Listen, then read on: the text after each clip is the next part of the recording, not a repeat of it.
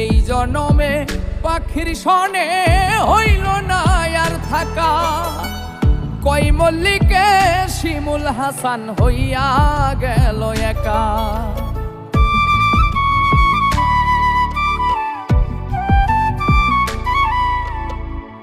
এই জনমে পাখির সনে হইল না আর থাকা, কই মল্লিকে শিমুল হাসান হইয়া গেল একা।